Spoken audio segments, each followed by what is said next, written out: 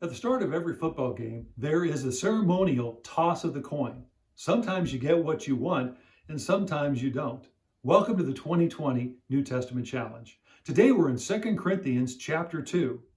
Following that example of a coin, there are two sides to every coin. There's heads and there's tails. There are two perspectives. There are two responses whenever that coin is flipped. One is good and the other is bad. It all depends on what you want the outcome to be. Well, as believers, we are seen very much in the same way for people looking on. For some, we are accepted, and then we're also rejected. In other words, sometimes without saying a word on our part, people can respond to us positively or negatively. And why is that? Paul gives us the answer in verses 15 and 16. For we are to God the aroma of Christ among those who are being saved and those who are perishing. To the one we are the smell of death, and to the other the fragrance of life. If we are having the attitude of Jesus, if we have the mindset of Jesus, if we are talking like Jesus, if we are acting like Jesus did, then we're going to be different. We are going to be seen as going cross-grain with our culture. We're going to be going against the flow, and people are going to see it. We will be recognized. And how will people react? Here, Paul is saying, for those that are being saved, it's the sweet aroma of salvation. For those that are lost, we are rejected. And there is a repulsion of who we are because we are going against their choices and their lifestyle. But how should we live?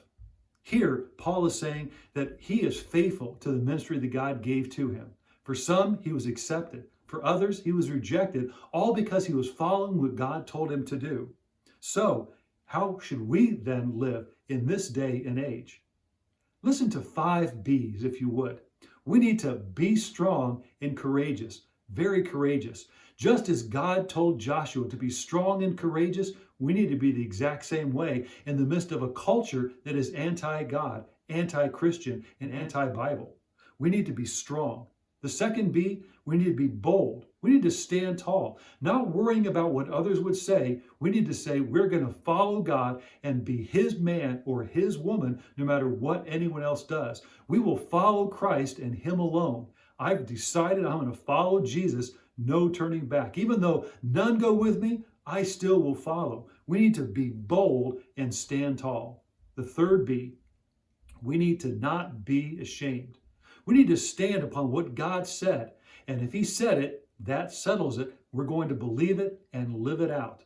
Because it's not our opinion, it's what God says about life. Because there's only two things in this world that are eternal: God's word and people. The world and all its opinions, they're going to fade away. But only God's word will last forever. So therefore, I will not be ashamed. And I am not ashamed of the gospel of Christ, for it is the power of God unto salvation. The fourth thing, do not be afraid. We need to stand because we know that God has his eye upon us.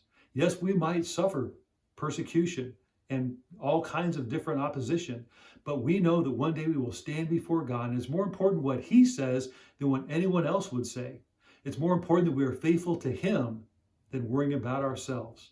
So we need to be not afraid. And then the fifth, we need to be known as a follower of Jesus.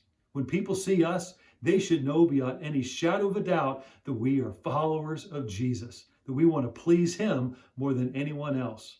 If we do those things, then yes, we will be seen as a sweet aroma or as the smell of death. But I want God to say, well done and welcome home. Thank you for joining the 2020 New Testament Challenge.